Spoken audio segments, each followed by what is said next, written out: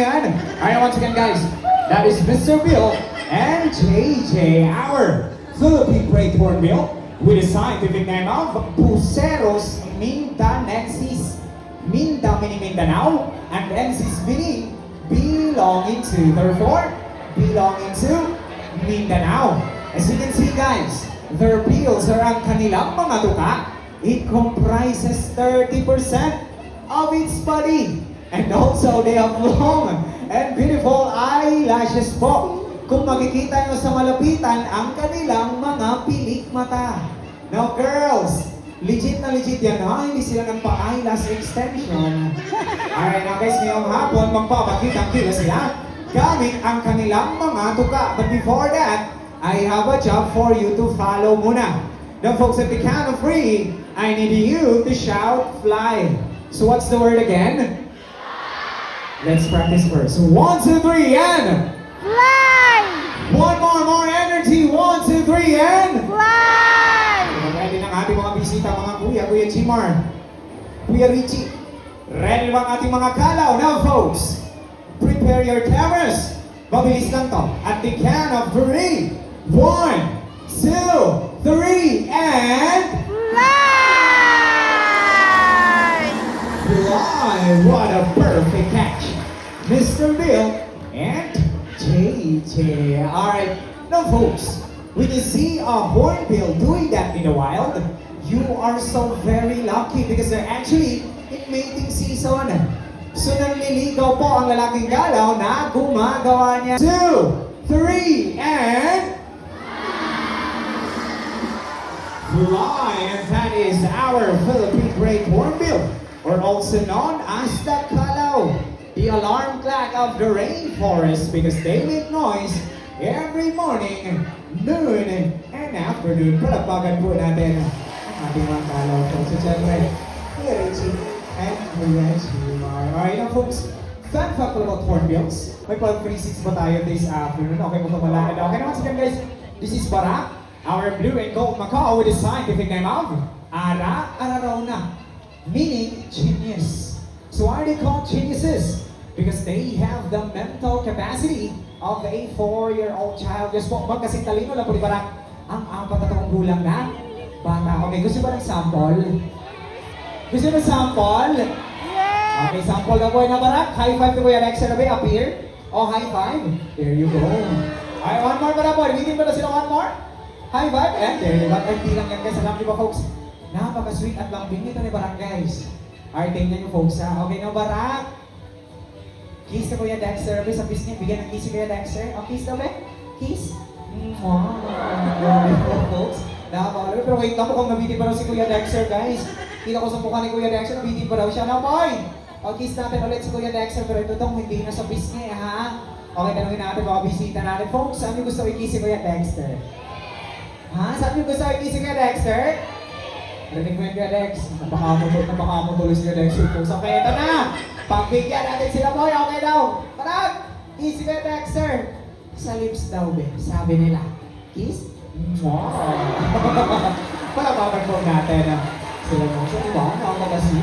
Ayun folks, blue and gold macaw don't build their nest. Instead, naghahanap po sila ng hollow tree or puno na may malaking butas at lalagyan nila ito ng small branches or twigs. And this afternoon po, yan po ang ipapakita ni Baranggays by using his prehensile beak po. So, bago natin gagawin yan, ano yung kinuha mo Kuya Dexter? Ayan, okay, pakita natin sa kanyang ulo. We have 2 branches po. Okay, now, are you ready na? Okay, ready na ba tayo dyan? Wait lang. Pwesto muna. Ganyan sila magbili na kanilang nest folks. Ayan, baba. Barak is using his prehensile beak to grab objects without using his feet. Alright. So one more pa boy. May isa pa. O dahan-dahan lang. Medyo madulas yung kaawin natin dyan. Ayan o. Grabe, bilis ah. Alright, folks. Last na lang yan. I-support natin si Barak dito guys ha. Alright now boy. Last na lang yan. And there you go. Palakpakan po natin. Si Barak, ang galing-galing mo talaga boy. And by the way folks, so, blue and gold macaw are the 4th largest macaw in the entire world. First is the blue hyacinth macaw. That's all for Barak. Palakpakan po natin sila. Siyempre, Kuya Dexter. This Teddy, our Palawan Bearcat with the scientific name of Arctictis binturong, locally known as binturong, guys. Are you ready to down a boy? Okay, wait lang natin, folks. At ayan na. Okay, wait lang. Kuya Chimar, okay. Ayan na. Okay, now boy. Ayan na siya, folks. Pumwesto na. Kumana pa ng pwesto. There, that is free hands up there in action po. They're doing that in the world. So get some fruits hanging from a branch. Palakpakan po natin si Teddy, folks. Alright now guys, direct attention to your right side na naman. And that is Uno, the older brother of Teddy. Once again guys, that is Uno or other Palawan Bearcat. The folks Palawan Bearcat are endemic here in the Philippines. Meaning ng endemic po, dito lang po sila sa Pilipinas makikita. Particularly sa Palawan.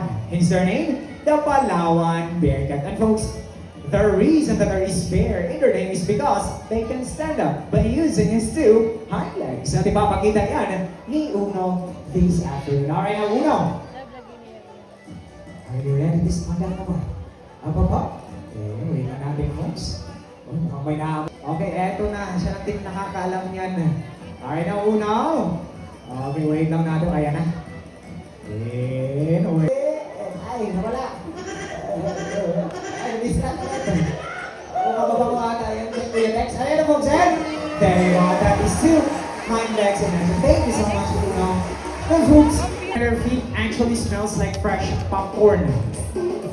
Yes po, ganyan po ang amoy ng kanilang pupo, guys. Once again, their poop and their feet actually smells like fresh popcorn. And they are omnivores. So, ibig sabihin, kumakain sila ng gulay, prutas, at karne. At ngayong hapon, kaya Lexa, binigyan mo kayo Uno ngayong hapon. Ipakita mo nga sa kanya. O, ano yan, folks? Or grasses. Herbivore. How about meat or karne? Carnivores. How about herbs, grasses, at karne?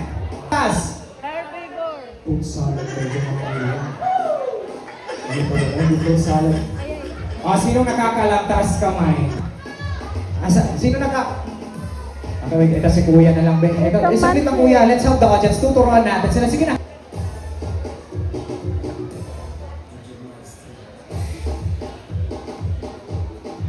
Alright, now Kuya, anong klaseng hayop ang kumakain lang ng fruits or prutas? Frugivore. Palapakan po natin si Kuya, guys. The correct answer is fruit of their brother in Indonesia. Because little fun fact, they build their nests in twigs and small branches. Unlike other cactus that they build their nests in leaves. At ngayong hapon, ipapakita ni Chong Walker yung nesting behavior by bringing a paper money. So bago natin gagawin yan, ay mga kilos natin folks, paupuin muna natin. Ayan, may mga nanonood pa dyan sa likod. Baka hindi sila makakita, guys. Again, mga parents, please, okay, please supervise your children. Ayan, patulan. Sir, upo lang po muna tayo, sir. Alright. Okay, wait lang natin, ha? Okay. Nahihiya si Chombo, mukhang ayaw niya. Ayan, Chombo! Okay na, mukhang ayaw na siguro to. Okay na, Chombo! Okay, siguro. Okay, sa ulit na natin. Ayan na siya, mama. Diba? There you go. Palapakan mo natin. Si Mama, thank you so much for participating and get back to your seat na po. Okay, now! Mukhang nabitin pa daw si Chombo. So, I need one more pa. Isa pa, pero kaya the paper money. Baga. Bulag. Balik kay Kuya Saren, and there you go, diba, folks? Napakagaling kay Chombo. Now, guys, and that's all for Chombo muna. Palakpakan po natin sila. Ay, maraming salamat po. Chombo, and thank you so much, boy. Ang galing ko talaga. Thank you so much, ate, ha? Ayun, dahil dyan, may pang-Jollibee na yung mga trainers natin, folks. Oh. Yeah. Ayan isa tayo sa Ate, Ate, thank you so much for participating. You can get back to your seat mo. Palakpakan po natin. Tayo mas budget ko yan. Mas budget yung Akiel. Okay, ayan. Palakpakan po natin sila, folks. Alright, once again, folks, that is Beauty, our sulfur crescent cockatoo, who is scientific name of Cakatua galerata. And it can be found in Australia and New Guinea. The folks sulfur crescent cockatoo use their crest as an indication if they are happy or mad. Ang mga sulfur crescent cockatoos spread their wings and lift their crests as part ng kanilang panliligaw sa mga babaeng kakadu, but it also an act of discouraging other male to paano nga ba malino? Ang mga lalaki spread your wings naman, pakita mo kasi sila. Yeah, o, diba? Okay, one more para girl, nabitin pa na sila. Okay, one more. Isa pa. Wow, diba? Sa mga easy na lang. Alright now folks, as part of beauty's enrichment, cactus loop branches as a form of exercise or playing around to ease their boredom. Now, Kuya Michael, anong gagawin ni Beauty kapag siya'y nababagot? That is their natural behavior. So, ginagawa nila yan sa wild guys. Pag-ikot-ikot yan sila, minsan pa nga, paglalambitin yan sila sa mga branches folks. And lastly, just like any feet nga ba, ipapakita yan ni Beauty this afternoon. Okay, now Beauty, what is the doggy psychodactyl feet in action po? Swing the front, swing the back, allowing them to grab objects. At siyempre, kasama na rin dyan ang treats ni Beauty. Okay, now folks, that's all for Beauty. Palakpakan po natin. Kasi siyempre, Kuya Michael. Oy, ayan na. Now, Beauty, uwi na tayo. Wait lang. Alright. Okay, now folks, again pa. There you go. Sige guys, that is Piolo. Or gentle sa natin. Burmese. Wait lang. Kuya, kakasabi niya lang sa akin. Di ba tatlo yan? So, asan yung dalawa? Charot lang guys, video ko lang. Joke lang, kayo talaga. Joke lang po, umiiwa ko dito. Ano isa lang po yan guys. Once again folks, that is Piolo, our gentle giant, ating Burmese python. You can catch it naman. You can hold it again. It's already trained naman po. So, huwag kayong matakot folks. Huwag kayong magalala. Sanay na po yan sa inyo. Sa mga bisita natin, hindi na lang mag-experience humawak ng snake. Ayun, lapitan na po natin. Huwag kayong magalala folks. Sige, Chima na ko lang mag-a-adjust na po ang lalapit sa inyo. Ay, sa inyo guys.